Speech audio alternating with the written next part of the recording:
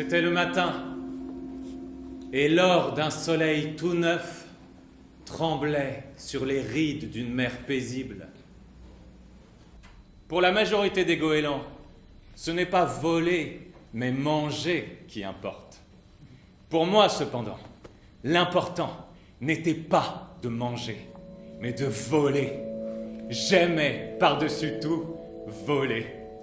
Mes parents, eux-mêmes, étaient consternés de me voir passer des journées entières, solitaires, à effectuer des centaines de planées à basse altitude.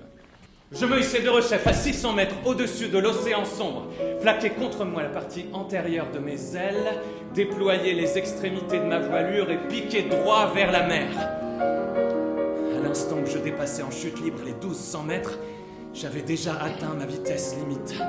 Je fonçais à 360 km à l'heure. Je fermais les yeux.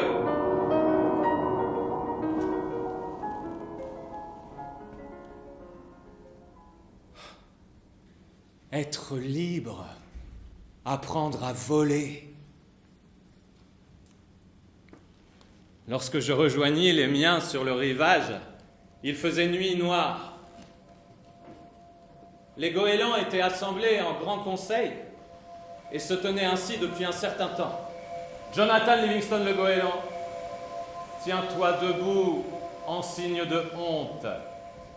Mes frères, qui donc est plus responsable que le goéland qui découvre un sens plus noble à la vie et poursuit un plus haut dessein que ceux qui l'ont précédé?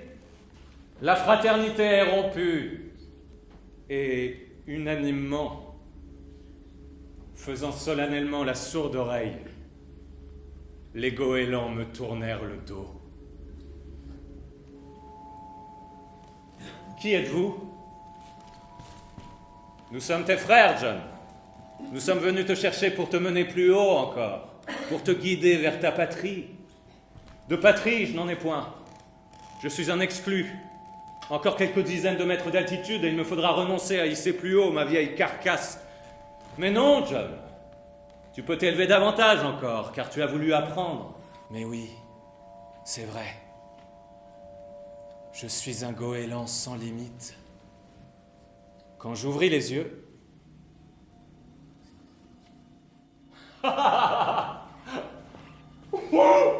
Ça marche! Ça marche! Oui, bien sûr, ça marche, John. Quand tu seras capable de survoler le passé et l'avenir, tu seras prêt à entreprendre le plus merveilleux de tous les exercices. Connaître le sens de la bonté et de l'amour. Alors, moi, Jonathan Livingston le goéland, je m'évanouis dans l'espace.